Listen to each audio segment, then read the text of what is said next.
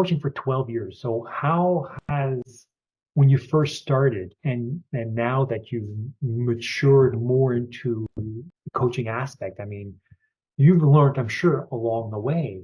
How do you do it differently now than when you started off? Mm.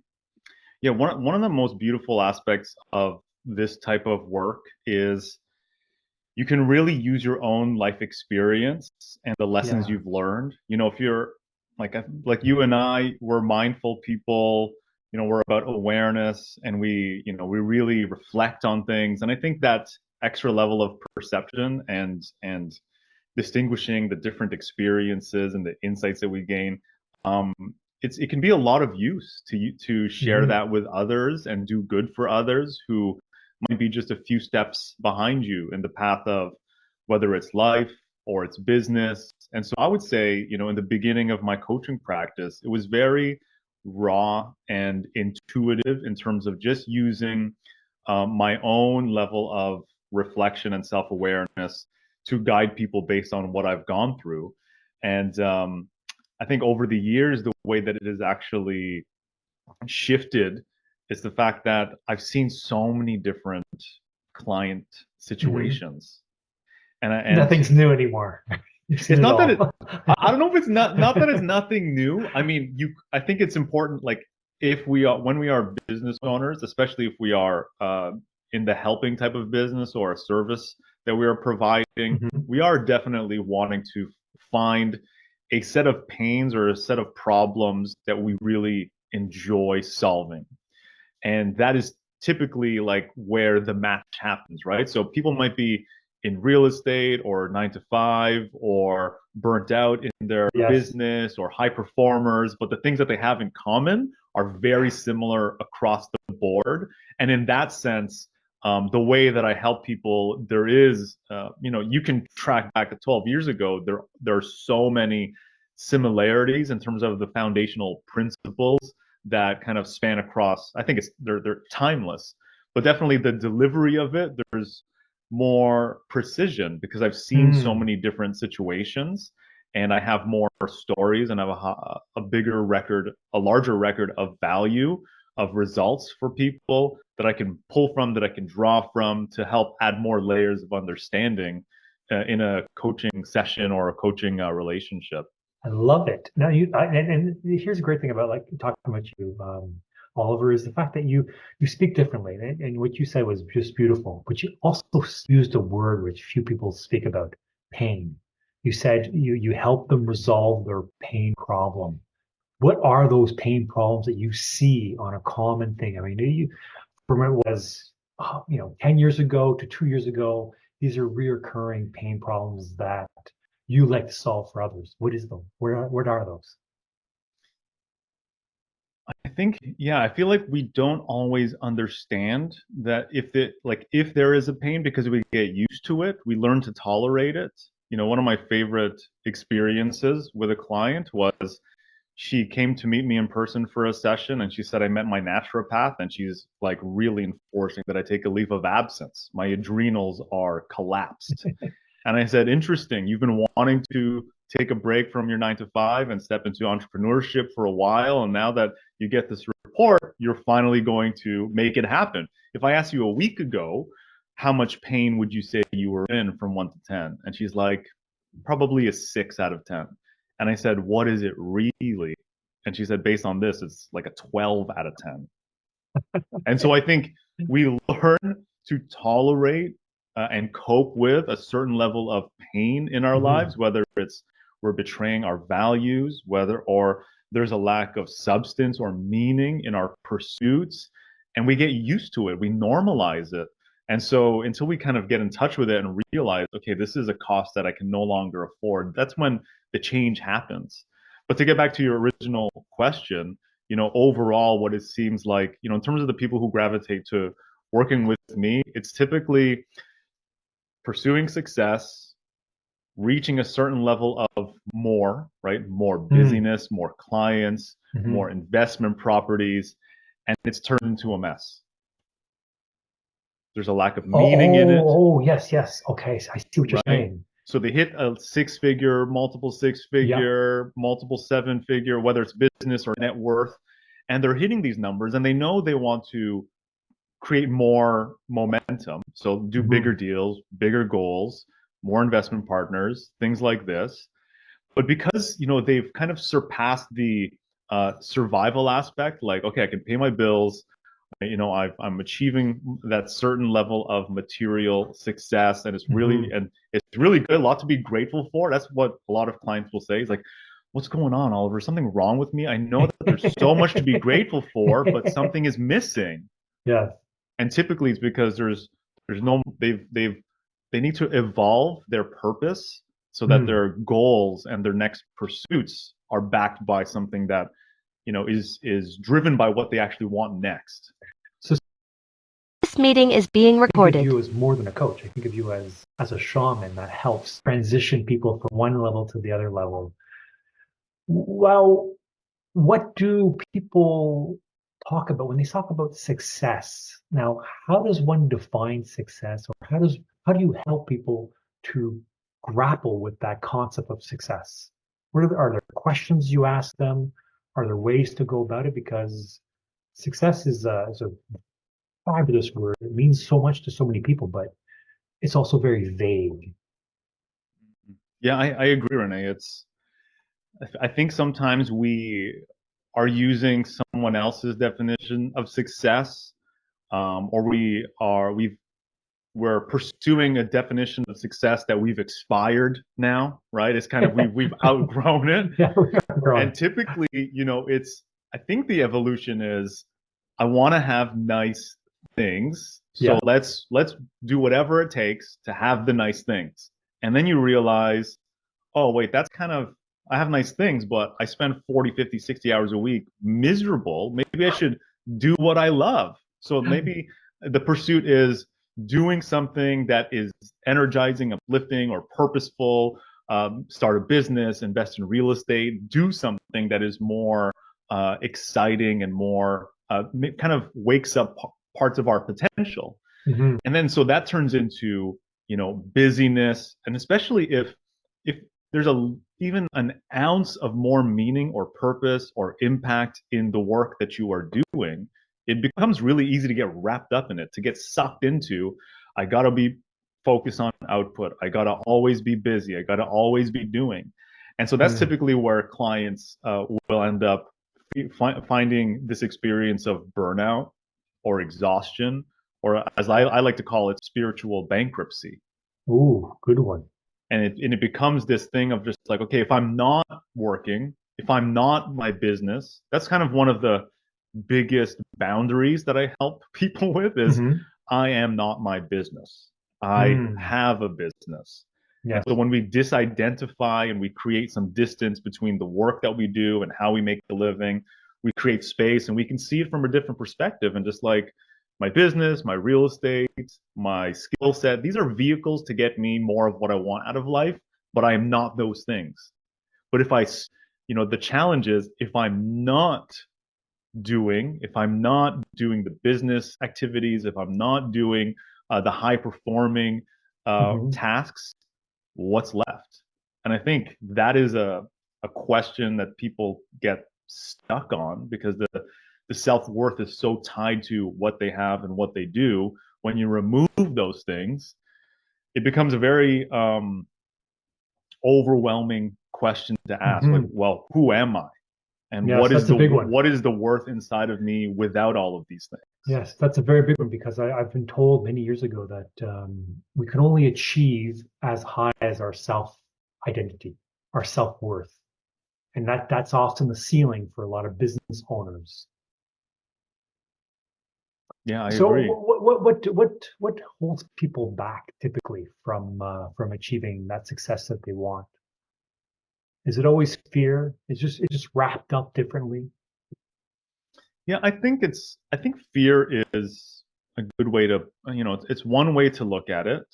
I think there's multiple different factors. Okay. So when I look at over the last 12 years, especially, in the process of writing my book, Oh, the yes, your daily book. prosperity method, Cool, it was cool. really, I asked myself the question, if I could leave somebody a toolkit Yes. and I could trust that they were going to follow through and use the toolkit and Yeah. follow the principles, that it would transform their life. Like, what would I put in that book?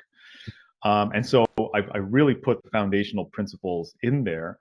And one of the consistent things, to me, it's like, okay, you might know what you want to do next. You might know what you want to create for yourself. I have a lot of clients that start working with me who are, they're CEOs or business owners. They know what strategic decision to do next, whether Mhm. it's a new strategy or a new hire or some tiny little pivot. But there's a couple of things that are in the way. Number one, they have no capacity. What do you mean no capacity? Like, to me, there's an assault on our attention in this day and age. And our attention, our mental energy, in my opinion, is the most valuable resource we need to protect. Love it. Okay, Yes. so if you don't have the capacity to focus with intensity, with intentionality, there's no use in any productivity, time management, tips and tricks. You need to have mental awareness, mental focus, You're and sharpening the pencil. I like that. exactly. And so it's this energetic capacity to show up and do the next hard thing, right? So uncomfortable conversations, difficult decisions, the doing the things that we are avoiding is usually Hmm. where the magic is. It's the growth and the potential is usually on the other side of those things. But because we are overwhelmed, we're exhausted, our relationships, our health are a mess, we're betraying our values, or we're saying yes to so many things Hmm. that actually don't align with where we want to go, our capacity diminishes. And then we wonder, I'm like, how come I'm not doing the things that I know I need to do?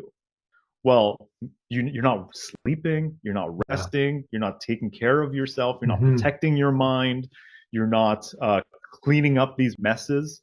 That's typically it's interesting how simple it is, but one of the most consistent pieces of feedback is, Oliver, you're really just helping me clean up my messes and I love it. untangle the Love mess. it. And from there, I feel more energized. I can show up. I can Yeah. do the thing that I know I need to do. There's no magic in terms of, hey, in terms of me giving you something. It's really untangling that web, those messes, so you can see your life and your business clearly and unlock the capacity that's already inside of you to take action on the next right thing.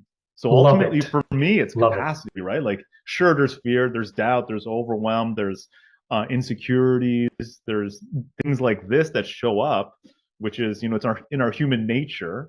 But if you're energized and you feel strong and Mm. you feel good in your body and you have practices and you have ways of enriching your soul from the inside, you're going to face discomfort, you're going to face fear, you're going to face failure and rejection from a different place from if you're collapsed, if you're very Yeah. limited, that same fear and rejection it can beat you up. You might take like a week or two to recover or try to bounce Hmm. back. Oh yeah, yeah, yeah. Definitely. I speak. I know from experience. Definitely. I love what you're saying, brother. This is exactly this is exactly what I live by. I think that what you're saying is so well put, and you say it so differently than I would have said it. But it's exactly what I describe as well. Let me talk about your book now.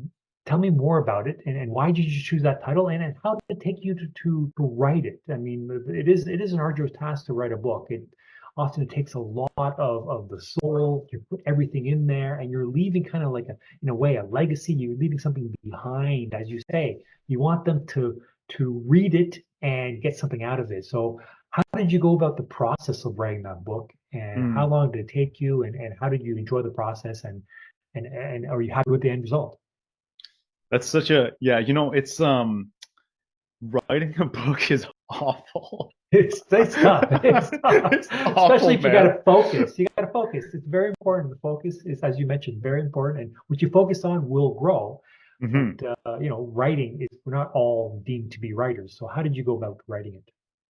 Well, I feel like for me, it was many, many years in a row of telling myself and acknowledging for myself that if I were to die this year, the biggest regret I would have is not writing my first book.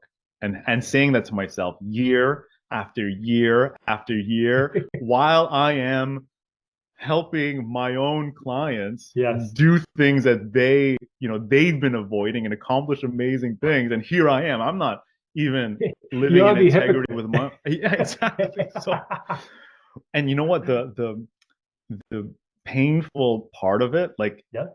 it demanded the most out of me, so it was very rewarding in that sense. I've never sat with focusing on something for so long and believing in the potential of it for so long, and continuing to show up every single day without any validation until the book was finally done, right? Well done. So Well done. I think the biggest breakthrough for me was the first draft, right? So I ultimately said, if I only had, let's say, 30,000 words to really help somebody unlock their own potential to transform their life, Yes. what would I put in those 30,000 words?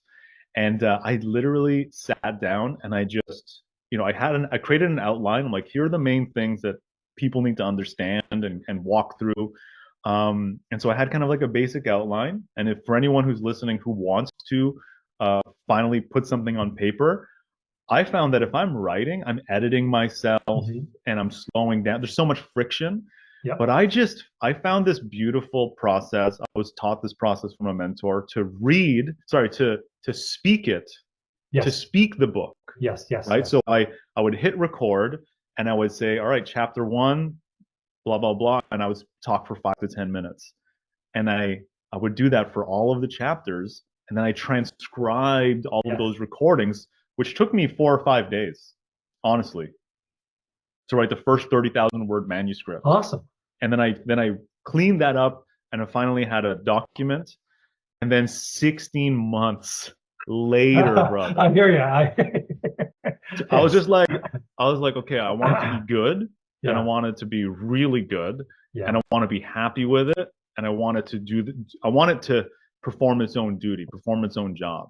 As somebody who owns a job, right? Like coaching is, I own a job. Essentially, I got to show up, do sessions, and in order to make a living, in order to make an impact. I've never built a product, a book where I'm entrusting it to do a job for me. And that, I don't know if the way that I was thinking about it, it just made me want to perfect it. So unintentionally, man, for almost a year, I was a full-time writer. I was a full-time writer. Okay. Well, It became a massive, endeavor. Wow, that's I mean, good kudos to you because writing a book is not for the faint of heart. It takes all of you. In fact, I'm still in the process of doing so. Oh, And amazing. it's still. I mean, I've been talking about this for a while. Similar to you, I got something on paper. Like I'm a writer. Deep down, I like writing, but writing something of content of a book, it's basically it is tough stuff. Yeah, it's definitely tough stuff.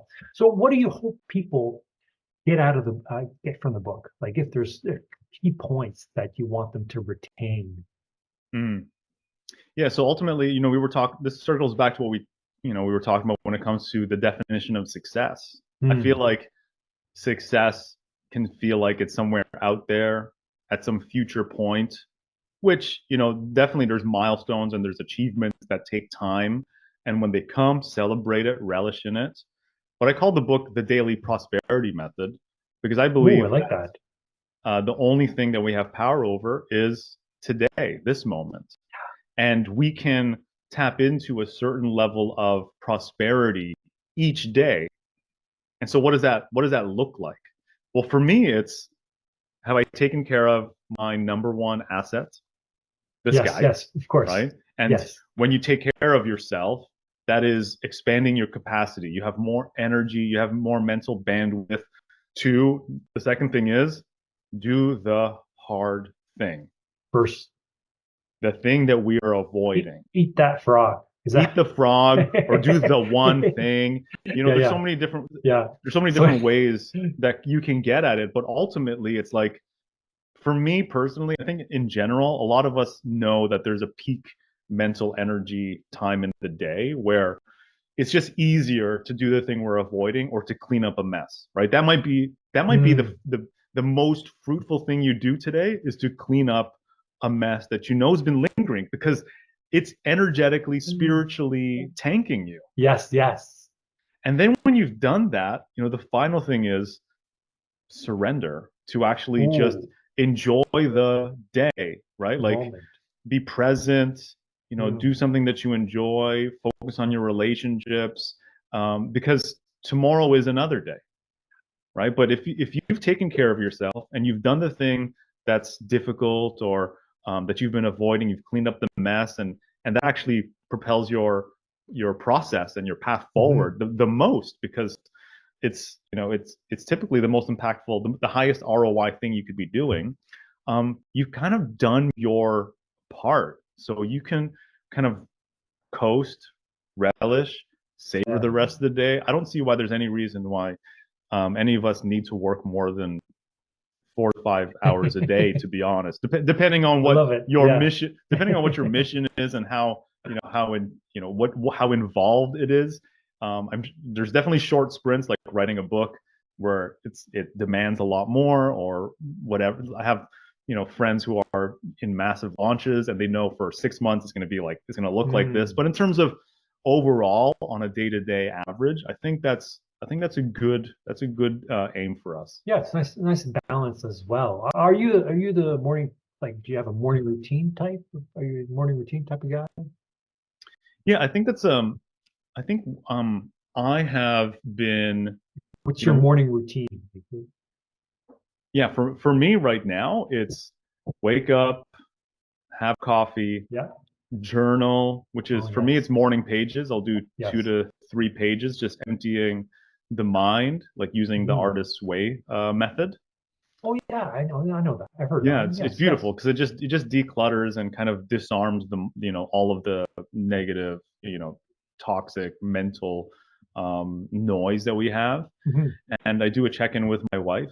So we Yep. will have a conversation about, what we're grateful for, what we're committed to that day, Mm. how we can support each other, and then what we want to acknowledge each other for. So it's just a way That's of good.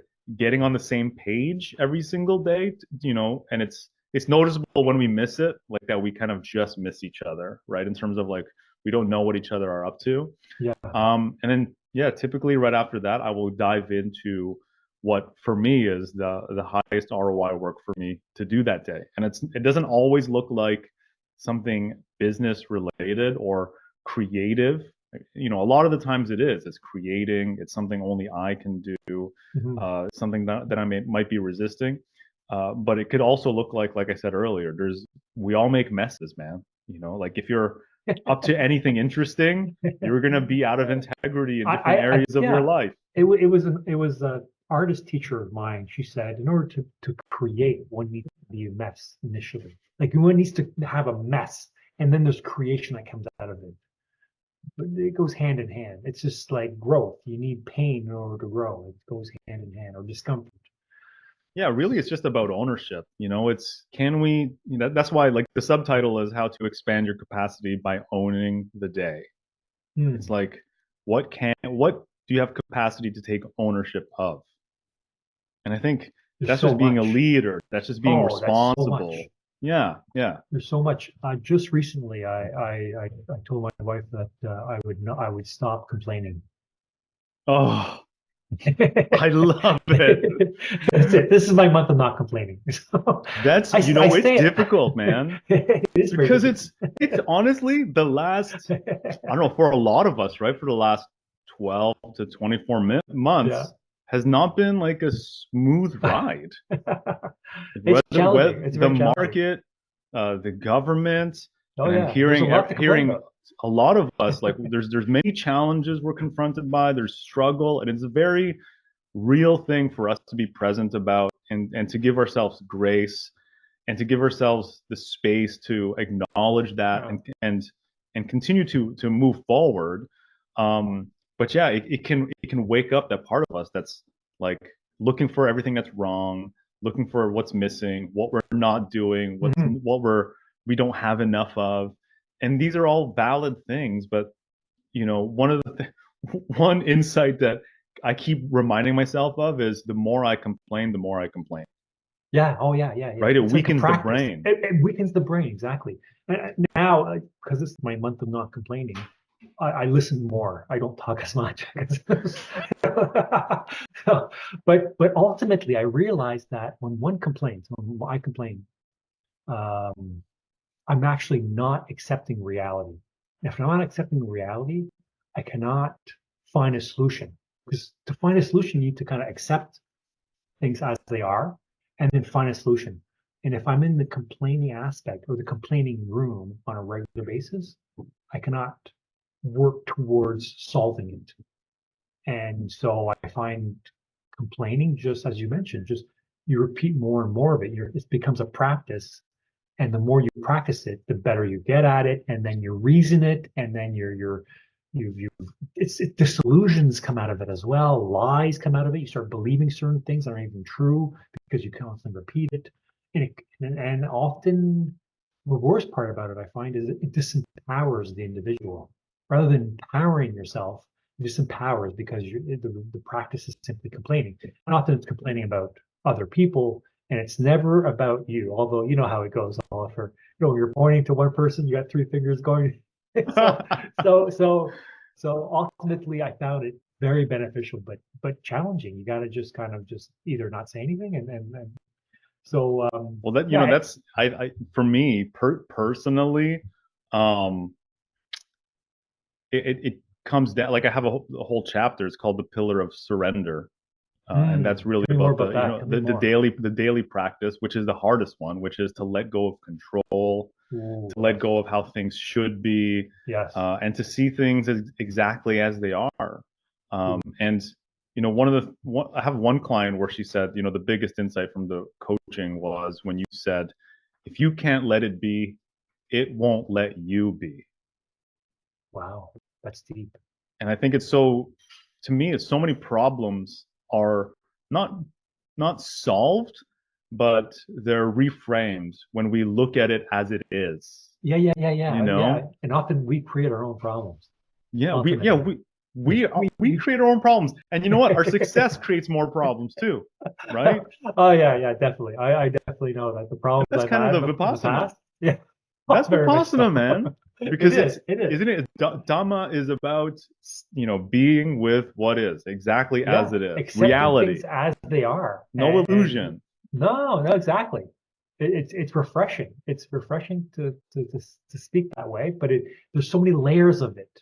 When you're 21, that's your reality. That's what you perceive to be true. But then as you deepen into your experiences and deepen into looking within, you start seeing reality completely different and dissecting it and letting things go, as you mentioned. And I love the idea of surrendering.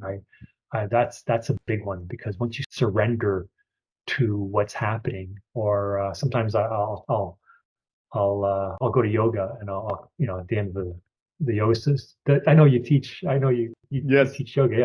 So I'll tell the teacher, I'll go, that's exactly what I wanted. It's exactly what I wanted. what I needed too. Exactly what I needed. Exactly what I wanted. And she's like, wow, that's refreshing. But yeah, surrendering to what's there. Like you're just Mm. anything that comes your way, you're just surrendering to it. This is my reality, and I'm accepting it.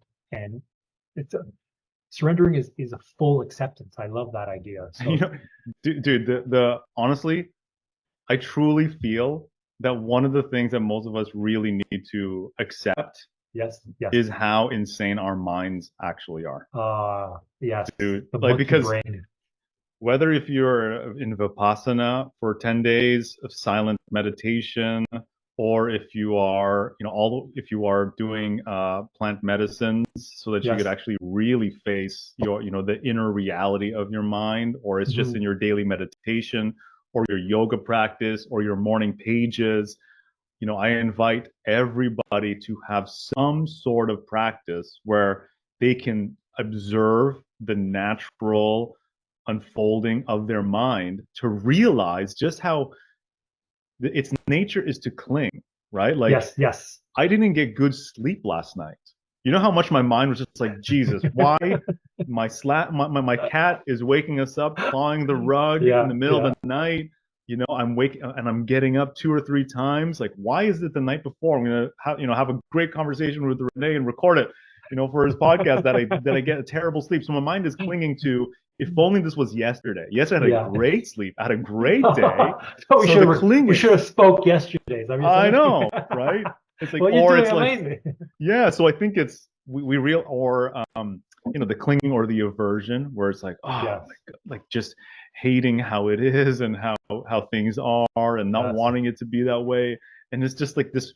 There's so much extra friction that our mind creates, and we realize, oh, if I stop, and that's one of the things about the pillar of surrender. It's like sometimes all you got to do is nothing. Mm. The mind creates friction, creates a story, clings or has hatred or self-anger or self-judgment, and you just do nothing with it. You don't add to it. You don't let it keep running. It's, through its cycles. You just let it complete. You observe it. You observe it. Don't react to it. Step back. Yeah. Sometimes the best thing that we can do is nothing. Yeah. Not like passive. Not like I like that. Because right now everyone's talking about taking action, this and that, and you're saying sometimes the best thing to do is just observe and do nothing. I like that. Especially once you've done what you need to do, and what you have the capacity to do for the day. Like I was talking to a family friend. I was like, we're bombarded with information. It's not the information that we need, and we don't need any more knowledge. It's just the discipline to follow through with what we want. And you know what? Like, I'm a huge fan. I love Naval Ravikant. Mm-hmm. Have you heard of him? I think his name sounds familiar. Refresh my memory. He's one of the earlier stage investors and things like Uber and a bunch of different things. But he's one of those people who genuinely, at least how I read him, he seems peaceful, happy, healthy, rich. Wow, cool. Like, and he has a private life. He seems to have a private life. His whole life isn't online. I'm like, okay, it's like, for me, I resonate with that, with that energy. But one of the things that he says, the true measure of intelligence is getting what you want out of life. Ooh, that's good. And I've been loving just thinking about that, and like, yeah, that's really what it is. Are you getting what you want out of life? Is your business, are your daily practices, are your environments, the relationships, are these things what you want? Are they bringing you more of what you want out of life? And if you're not, it's in the design of your life. It's in the design of your business. And that's kind of where I think we need to put our attention. If the results and the circumstances, we sit back and we look at how the dust has settled in our life, and we're like, okay, do I have what I want? Yeah, and I think if there's windows there where it's a reflection of the opposite, it's causing us more suffering or more misery, then the ownership part is, what can I redesign, reimagine, what can I adjust, do differently, so that this turns into that. For me, it's like, it's all about fun, freedom, flexibility. That's what the people that I resonate with and who I am. It's kind of about that. Yes. It's not a passive life, not a leisure life, but to have more fun and freedom and flexibility. So, Oliver, I mean, you're already at a stage where you're quite comfortable and you've gone so far. What's it going to look like in like 10, 15, 20 years? Like what is Oliver going to look like in 15, 20 years or so? Well, like, I'm very grateful for the career path that I've had in my coaching practice. Yeah.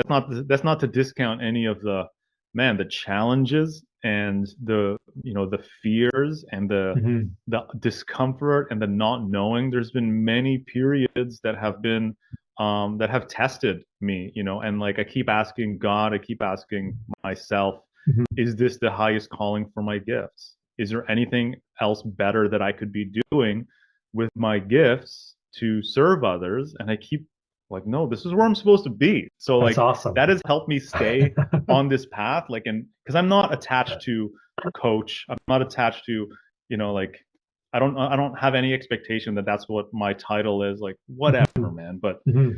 right now, the goal or the aim for me Yep. is how do I build how do I build a business that serves others, right? Mm. Like because I've been the one coaching and serving others, Yep. where I'm in the transition of I want to build, like, my ultimate vision is Monday to Friday, every day with my coaches, you can create transformation with your mindset, self worth, with Mhm. your business, your lifestyle. I would love to see every single day where people can receive a high level of guidance and direction and feedback and a community and a tribe where they're able to get more of what they want out of life, where there's more purpose, more meaning, and impact in how they're living their life. So ultimately, yeah, it's to further the vision in that sense, or to be able to serve more people. I got really comfortable a few years ago Yep. where, you know, I only needed a handful of clients because my fees were beautiful. They were very generous, and that came from many years of testing and mastery and advice and coaching and mentorship. I did not do that alone, Mhm. but knowing who you're meant to work with and what results you're delivering and getting paid based on the results, right? And it's like if you aim your skills to where it's valued the most, it can Yes. create a lot of leverage in terms of time put in versus revenue taken out. So I was very comfortable with that. But then with a lot of reflection, a lot of journeys with plant medicines, and a lot of guidance, I kept asking, what's the next evolution of my purpose? And it really came down to, okay, the book is the next step. Working with groups is the next step. The recording Growing, has like, stopped. oh, Yeah. That's okay. No, I got another recording. No, no okay, great. worries. No, yeah, yeah. Yeah. And so, yeah, so ultimately it is leading towards um, being able to This meeting is help being more people, recorded. being able to serve more people. That's so cool. Yeah. Um, so you speak about a tribe. Are you having, where do you meet your tribe? Like how do you connect on a regular basis? I think, honestly, man, I don't know about you, even myself, Yeah. I'm very grateful to be in different communities. Yes. And there's a men's group I'm a part of, Oh, really? Really? right? And there's Yeah. like people who we do these shamanic journeys with. Um, there's entrepreneurs that I connect with, and there's Yeah. lots of beautiful relationships. And at the same time, there's a lot of loneliness still. Like, Oh, that's yes. yeah. To be perfectly honest, it doesn't change the fact that I still can have a sense of um, loneliness, and I don't know if Mhm. that'll ever go away. I think if you're pursuing something that is of deep meaning for you, or you see something others might not see, and you're working towards it, I think there is always going to be an element of that loneliness, which actually makes it even more important to have a tribe, to have a circle. Mhm. Um, and I think we need those spaces where we can just be us, Yes. like, Yes. not the boss, not the go-to person, not the person with Yes. all the answers, not the leader, not the title, not the dad, not the Mhm. husband, not the, like, no title, just you as just another soul on this planet, just trying to navigate life where you can just be with other people. I think it's and to hold space for one another and have others hold space and pour into your life. I think that's missing. That's Yeah. missing Yeah. for a lot of us, and we need that. I think we all need that sense of connection. You make me think of a quote. Recently, I heard someone say that the opposite of addiction is disconnection. Hmm. So it's the lack of connection that people are driven into unhealthy behavior because they don't have that connection with themselves, but with others as well. It seems there's rat studies that have been done. I'm sure you've heard of them as well. So Because we're ugly, Renee. Is that it? Is that the truth? We don't look. There's ugliness inside of me that I would rather not have anybody see. Yeah. Things that I'm ashamed of, I'm guilty of. I judge about myself, and sometimes it only gets awakened because I see I'm judging other people, or like there's something that my mind does, and I'm like, oh wow, that's the three fingers pointing at me. Oh, for sure. You know, and I think that is one of the most difficult aspects when it comes to allowing others in to be, you know, like we met and we had a beautiful conversation and connected at a Philip McKernan event. Yes, we did. And he's such a proponent of vulnerability.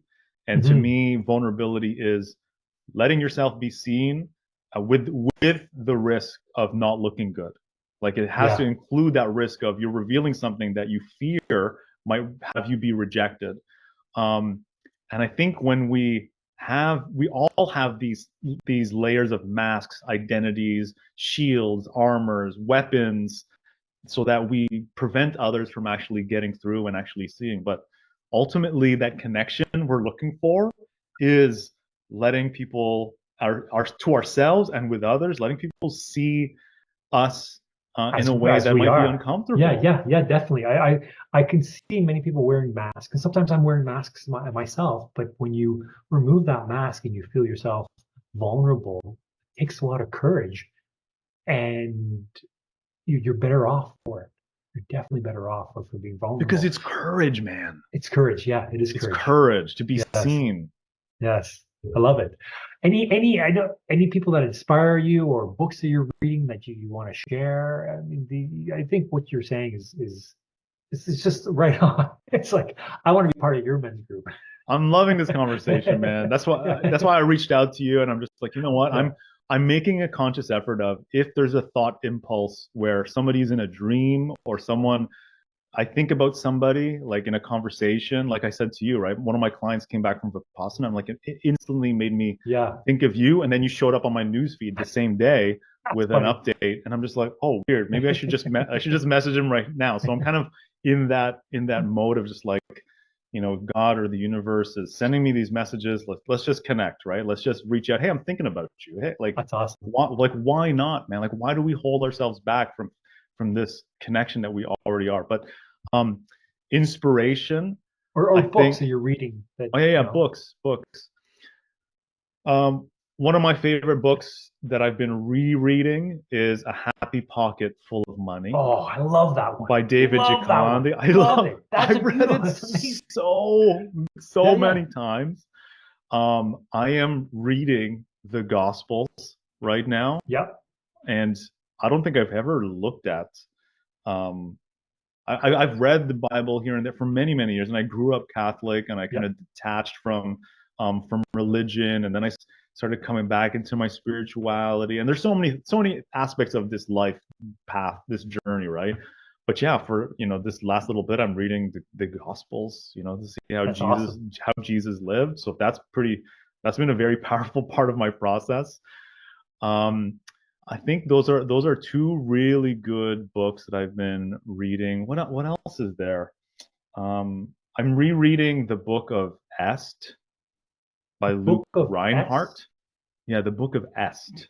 Really? Okay. Yeah, so this is a book from the late 70s where the author, he recreates through fiction, like with a fictionalized account of what these Est seminars were like in the early 70s.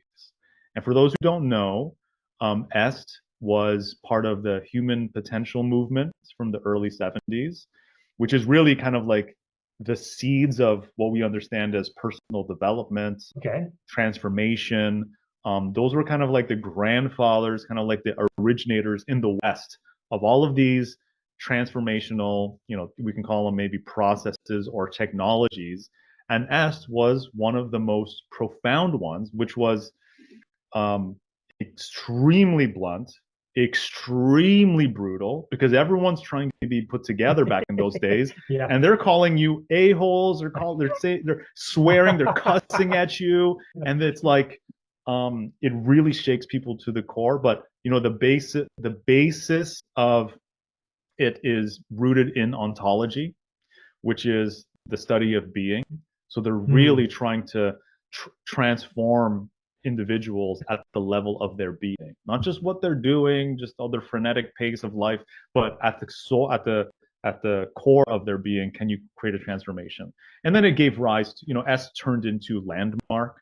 So eventually eventually it evolved to be a little bit more gentle of an approach. Yeah. But in terms of the source material, like it's a powerful book. That's awesome. Yeah. So I think those are some big ones. Yeah, that's Oliver. It's a great. We should have you back on the show because it's always great to connect. And let's reconnect again because it's always a pleasure talking with you. Anytime. Where can people find you? Online?